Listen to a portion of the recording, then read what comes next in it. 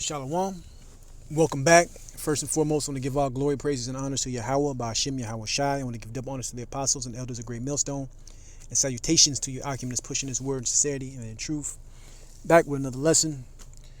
And today's lesson is going to be about the keyword solemn. All right, keyword solemn.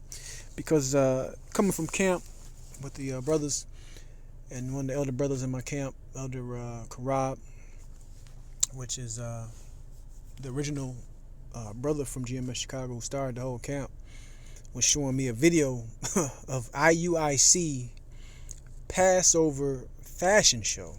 You heard that right. IUIC Passover fashion show.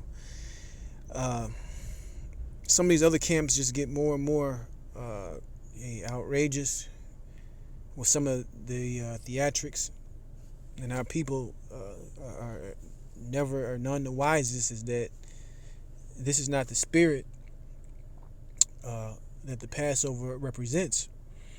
The first thing I'm going to read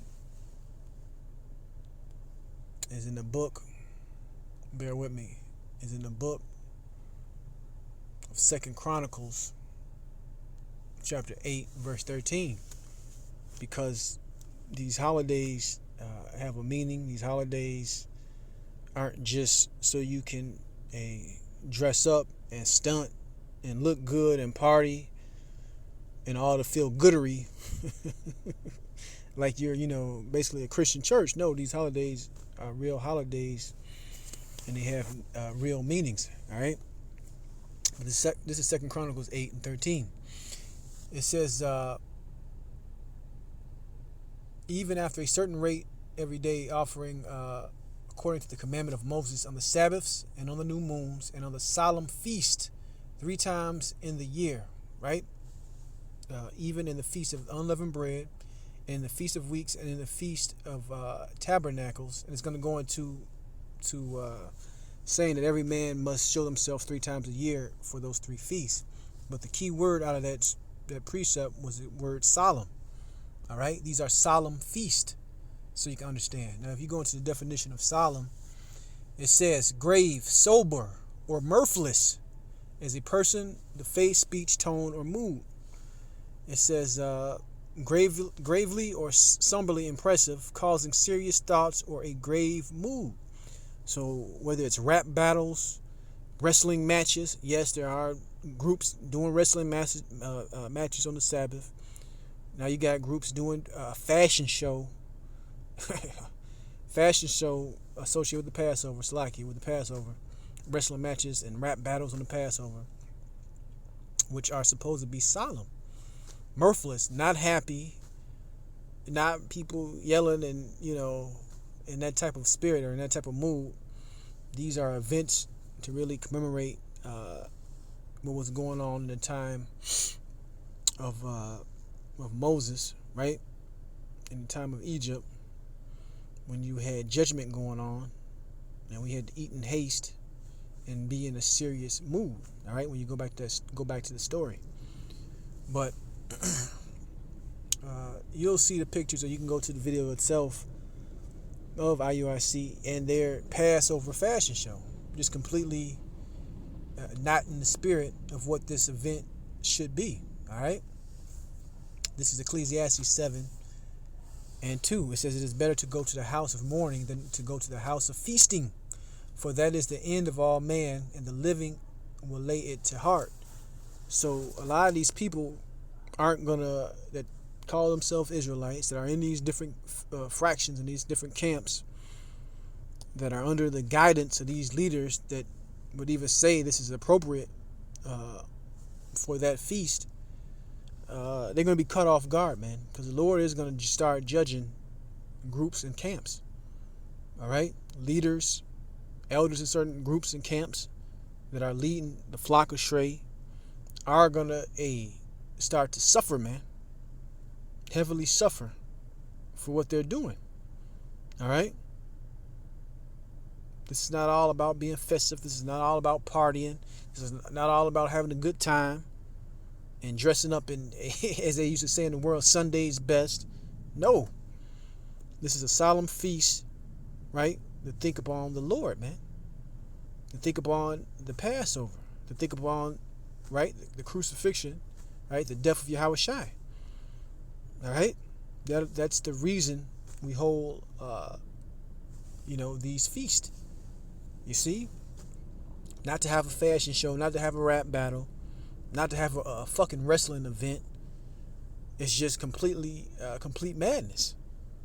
All right, and like I say, when the Lord starts to get down, it's going to start with the house of Israel, as I'm roughly quoting and paraphrasing that scripture. People are going to see, man. Let's keep going. Let's go into the book.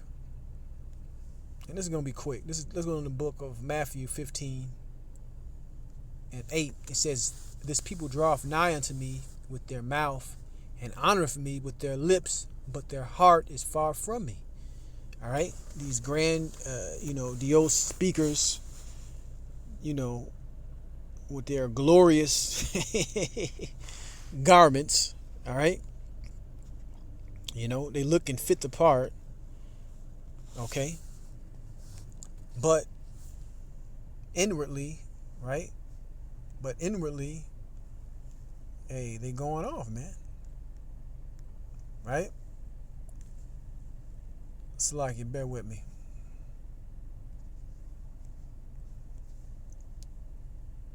And let's read this real quick and we'll go back. This is Matthew 7